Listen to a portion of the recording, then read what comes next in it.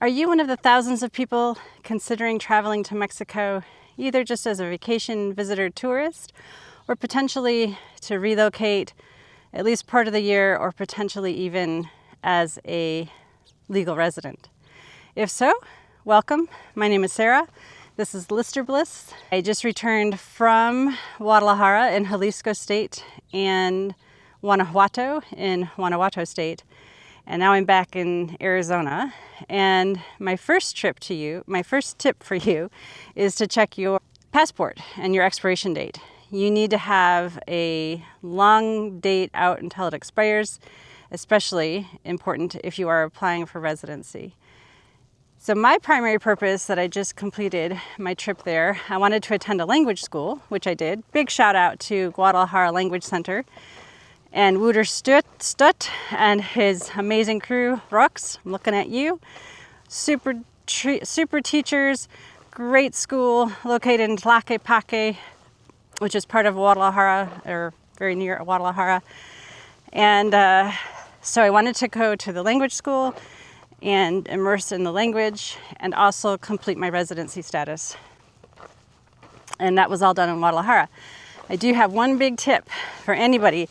For whatever reason, you're traveling to Guadalajara, and that'll be a little later in the video, so stick with me. The second thing I would recommend that you do in preparation for traveling to Mexico, well, first of all, get global entry. It's two reasons. One is it will expedite your processing through security when you leave the United States, going through security at the airport, because it gives you TSA pre-check. Part of global entry includes TSA pre-check. And then, so that will expedite getting on the plane. It makes traveling so much easier on the day of travel. And then the other reason to get global entry is on your return. Obviously, TSA pre-check does not work out of the country when you're trying to return into the US. However, it is extremely helpful in expediting your processing through immigration and customs when you return to the States. So when you return to the States and you have global entry, this is when you want the app in particular, because once you land in the States and you enter the airport and you're near the immigration area, you'll see directions for using the global entry app. And really all you need to do is upload a photo of yourself through the app to immigration, and that will process or produce a code for you. And you just show that when you go through the very short expedited line at immigration. So when I just recently landed in Phoenix, I used the global entry app for the first time, took my photo, and from the time I uploaded my photo to the app and got through immigration, it was less than 1 minute. So I've heard Phoenix is pretty fast processing anyway, but it was super fast with the global entry app. All right, so you have your passport with a long expiration date beyond 6 months. The other app that there are several apps actually considering finances and money. So this whole video today will be focused a lot on the apps that you'll find helpful for traveling internationally and especially in Mexico. And then, so for the finances and your money, a couple of things I would recommend. Number one is the WISE app, and that's W-I-S-E. And it's really good for transferring money with excellent international funds with excellent exchange rates and easily and from all accounts securely. So I did use it in Mexico to pay the language school and pay some other expenses using pesos. So you get the app, you load some US dollars or your currency in it, and then if the exchange rate is good, you can exchange it for pesos or whatever currency you're trying to exchange it to, and it will sit there in your account, on your Waze account, at that exchanged value. And then obviously when you need it, it's there to pay your bills with or transfer money and send money to people. So The Wise app, definitely recommend it. Other financial things to consider are your debit card and your credit card. So I mentioned global entry, and there are a few credit cards that will reimburse you the fees that you have to pay to get global entry.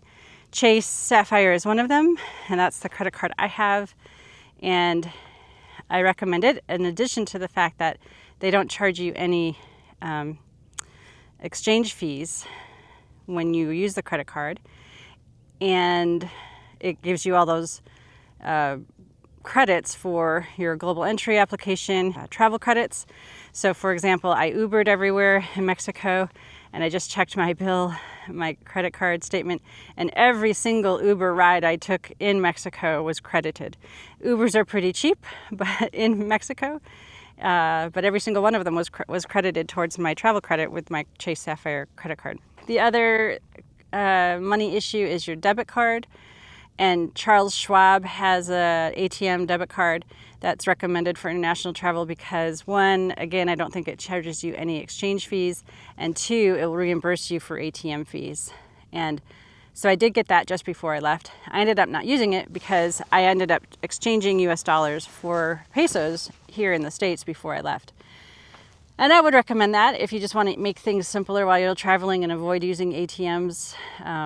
So I ended up going to a cambio shop down on a border town and exchanging US dollars for pesos, and they gave me the current market exchange rate, and they didn't charge me any fee to do it. So I don't know how they make money or how they do that, but it was a great exchange rate, and it prevented me from having to use my debit card or visit an ATM while I was in Mexico.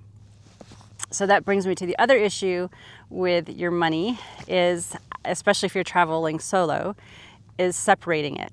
Separating out some credit cards, your debit cards, and your cash. And what I ended up doing is I had my main wallet that I used every day, and I had a credit card, an ATM card or debit card, and half of my pesos in that everyday wallet. And then in a second wallet that I did not carry around with me everywhere I went, I had the other half of my pesos, a second debit card, and a second credit card, and a hard copy of my passport photo page left behind separate from my passport. So that's primarily if, your credit card's stolen or you lose it, or your debit card or anything like that. And I would highly recommend separating them if you're traveling alone. If you're traveling with somebody who you can rely on for some financial assistance if you lose your credit card, then it's not such a big issue. But for solo travelers, I highly recommend it. So the other financial tip I would recommend before you leave is making sure you have Uber and the Uber app on your phone, and that you have loaded your payment method in it if you haven't used it before. And maybe even use it once or twice in the States before you travel abroad. I'd never used Uber before. I did load the app on my phone, and I did make sure I had the payment set up. And then when I went to Mexico, I used it for the first time. And, trying to use a new app for the first time in a city you're not familiar with, in a country you're not familiar with, by yourself as a solo traveler, that's a lot of sort of pinch points or pain points to have to stress about, and just being familiar with it relieves some of that pain or anxiety. I had always used Lyft, and apparently Lyft isn't available in Mexico, anywhere in Mexico. Uber was available in Guadalajara. It was available in Guanajuato. I used it all the time there in both of those cities. However, I understand it's not available in all the big cities or throughout Mexico, so take that into consideration. Was it safe? That's a whole nother topic for another video, right? 99% of the time I felt safe in the Ubers that I rode in Mexico. I'm just here in southeast Arizona, and I just want to turn this around so you can see how beautiful it is here. The sunrise, so that's gonna might be a little blinding, and the mountains, and maybe you can hear the birds, but it's just beautiful here. So the other apps, sorry, I started wandering. The other apps that you need for traveling into Mexico, the Google Maps, obviously, that's really well known. But what is not as well known is the Google My Maps. And especially if you're solo traveling and you want to plan out places to visit, restaurants to eat, sites to see, check out anything in advance, and make notes, the Google My Maps is the way to go. And there are lots of good YouTube video tutorials on how to use Google My Maps with putting pins for places you want to go. And it's just a lot more efficient and tidier, I would say, as a mapping planner than just putting pins on Google Maps, which is what I've done often.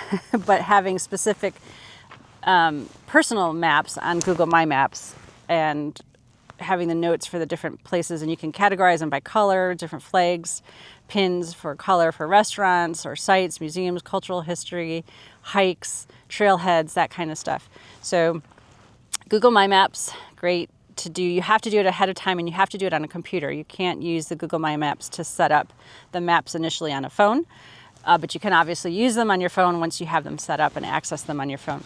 Oh, and then download the maps. Download the city maps or maybe even the state maps if you can get that much area on your Google download maps. And the other map I would recommend is called Organic Map app. And that's really especially if you're going to go hiking or on trails. It's very useful for that. But you can also download those maps. And I recommend downloading any maps that you can. And before I forget, I just want to say this one thing that I had wished I had done on this trip that I didn't do is take a second phone. Not necessarily a phone with, data plan or anything like that, but just a second phone so I could use Wi-Fi. If I lost my initial phone or my main phone. And that's because, again, if you're traveling alone, and if I lost my phone traveling alone, I don't know what I would have done. And if anybody has tips on what you do when you're traveling and lose your phone, especially as a solo traveler, please share them, because that is one thing I didn't even consider seriously before I left, and I should have spent more time with that possibility, because this is the big tip, the big reveal for if you're traveling to Guadalajara.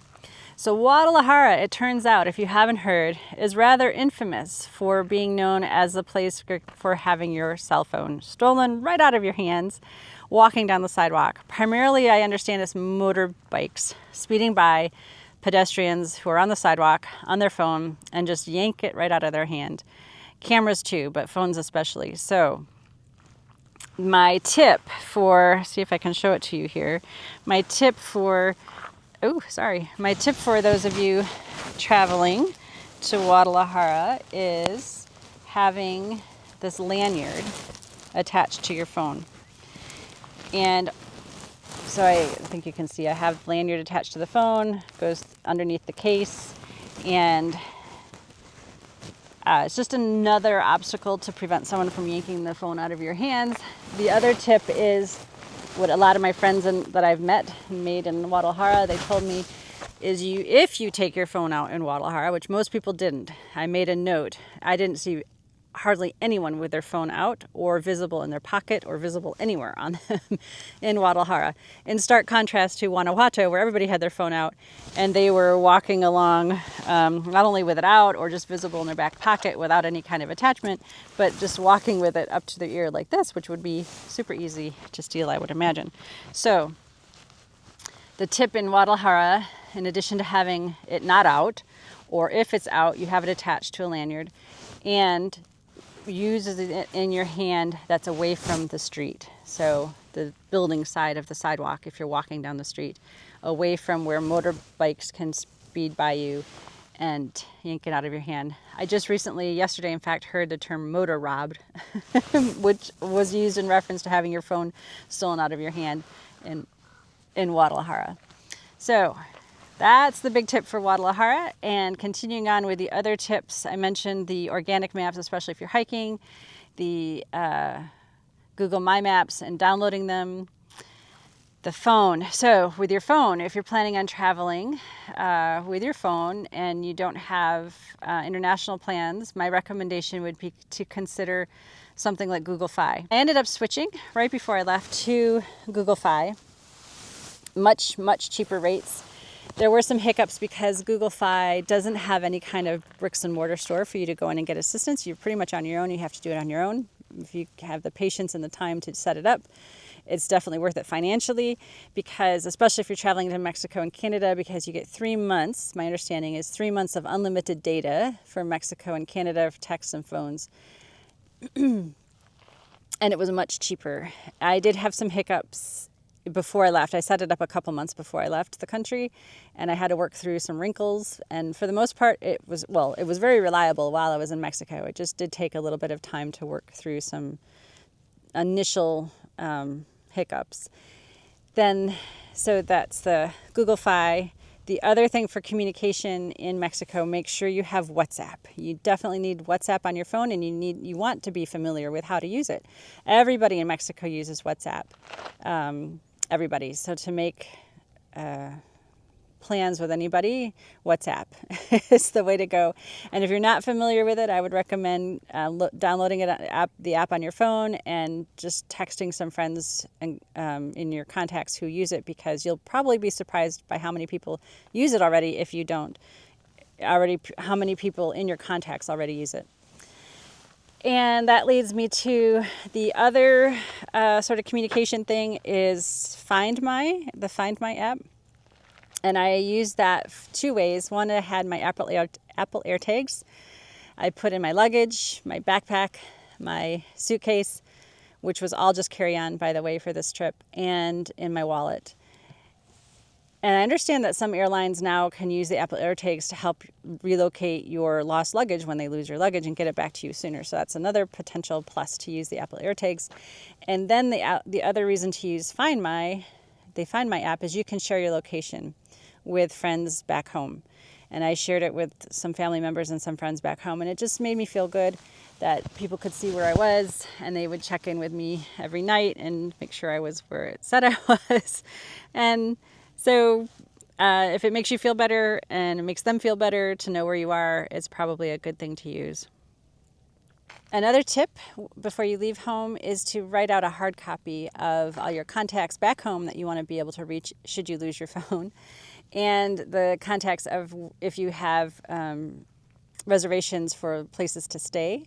In my case, it was the language school. And again, I can't recommend highly enough, if you're solo traveling, starting out at a language school, at a language center. It's just a great place to set up some community, some connections, have some social opportunities to get together and do various things with when you're traveling. So the language center, I highly recommend it. And like I said, Guadalajara Language Center was tops for me. Then once you have your contacts for places you're going to stay, is to also contact them before you leave the country and make sure you can reach them through WhatsApp. And you have their WhatsApp contact, you have their address, you have them mapped out potentially, hopefully on a pin in your Google My Maps.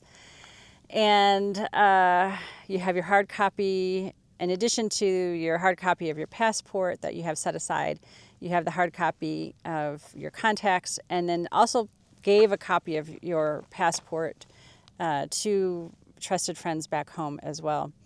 And that's important, I think, if anything were to happen, God forbid, that you needed the assistance of the U.S. government, if they're available, with the State Department to help. If there's some sort of emergency, earthquake, political unrest, some reason that you need assistance in evacuating, they can help locate you and potentially help locate you to an embassy or airport and communicate with your friends and family back home. So that's something to consider. And that leads me to the State Department's not trusted travelers, the STEP program, which is a way to register your plans for where you'll be in Mexico or traveling, and they can send you alerts for potential concerns. So while I was traveling in Mexico, I did get alerts from the State Department for the places I was going. And again, that's another whole nother topic and another video. But being registered with them was just something else that made me feel a little better. And yeah, it seems like there's a lot of things to worry about. But when you travel alone, especially as a female traveler to some places that your safety needs to be utmost, then making whatever plans you can do in advance and being aware of situations in advance, I think it just makes sense. A step program with them, you've got the global entry, you've got your WhatsApp. The two other things I wanted to mention in terms of money on your phone. One app is the currency app, and I just like it. It's super slick, super easy, a free app for multiple international currencies and the current exchange rate, just to see what it is. But the other thing on your phone, if you have an iPhone, is it comes with the update. I believe it was updated when I did a recent update on my phone. On your calculator has a built-in button to do currency conversions. And I just had it constantly. My calculator was on Mexican pesos and US dollars. It was showing both at the same time. It's just a toggle on-off switch if you want to use that currency converter on your phone calculator, and I found it extremely helpful. And then, of course, Google Translate. That's a great app to have there. I think Siri has a Translate as well. I use Google Translate often, and it has different ways you can use it. You can use the Google Translate app to take a photo of a menu, for example, and it will translate it in the photo that you take, and then you can save the photo and look at it. I have to laugh because at one of the places I went to in Guanajuato, it was a cafe, on their menu, it was clearly written enough that I could understand. One of the things on the menu said Pepto-Bismol. And can someone explain to me why that was there? Is that a flavoring? It was sort of separate from other things. And I'm like, I didn't understand what that was, and I didn't have the time to ask, but I did notice it. I'll try to share a picture of that Pepto-Bismol on their menu. I don't know what that's all about, so hopefully someone can explain. But so Google Translate, you can use it to take a photo, for example, of the menu, a sign, or you can use it as a conversation. And one person speaks English or the language that you're speaking, and then you ask them to speak in their language, and it translates on the fly as you're using it. So the Google Translate's great. Like I said, I think Siri has an embedded translator app. ChatGPT can come in handy for a lot of translation things too. Don't forget about it if you're using it. And then the other thing I would recommend is loading up your phone with books. So Hoopla was my app that I used extensively because I rode the bus. I need to mention the bus. Reading on the bus and reading on the plane, my Hoopla books that I downloaded. Hoopla, Hoopla, great app, library app to get digital downloads for books to read. The BusBud was the app I used to travel between Guadalajara and Guanajuato State. The app was super easy to use. I really appreciated having the simplicity of the app. I bought my tickets on the app. The tickets were saved on my app. When I got to the bus terminal, I went up to the bus line ticket counter, showed my ticket, my ID, and got on the bus. Rode the bus to Guanajuato. The only glitch that I had, and this is why I was happy to have the maps downloaded on my phone for that 4-hour trip between the cities, is my ticket didn't indicate anywhere that it would stop en route between Guadalajara and Guanajuato, and also on the return, it just had the destination for my ticket. And we did stop in another city, and it stopped in a couple cities before it finished its route in San Miguel de Allende.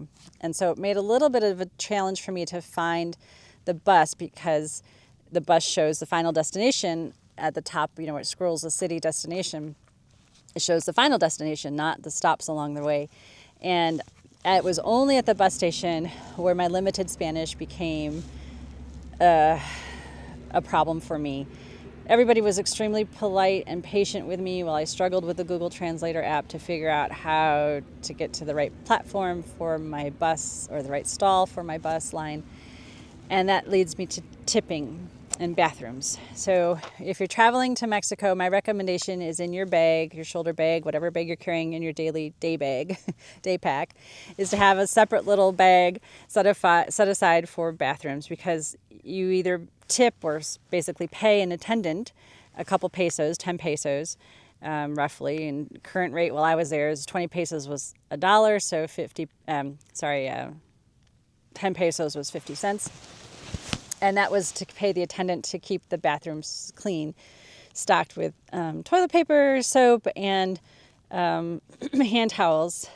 And if they aren't attended and you don't leave a tip, then the thing is you have to, you often need your own because they often don't have soap or don't have toilet tissue or have hand towels.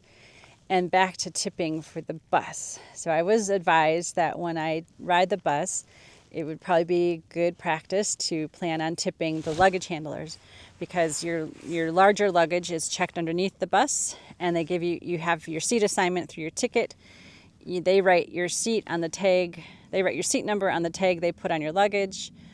The luggage handler will write your seat number on the tag they attach to your luggage that they put under the bus, and they give you your luggage tag. And then when you get off at the stop that you're getting off at, you show them your luggage tag with your seat number. They match it to your luggage, and that's how you get it. So those luggage handlers I tipped. And I did that because I was told to expect to do that by locals in Mexico, in both Guadalajara and Guanajuato. However, I didn't see any other passengers tipping the luggage handlers. I didn't have any problems with luggage or tipping that I know of. So that was the recommendation for that. Take it for what you will and do with it what you will. So that's pretty much my trip. Guanajuato is a beautiful city, very, very hilly. If you didn't know it's hilly, no, it's hilly. The whole safety thing, I think I will do a separate video on that, and actual items that you want to have in your just really good essential items to have while traveling. Like this lanyard was one of them. I have others that I used every day and was thankful I had every day. They were small, obviously, because I was carry-on.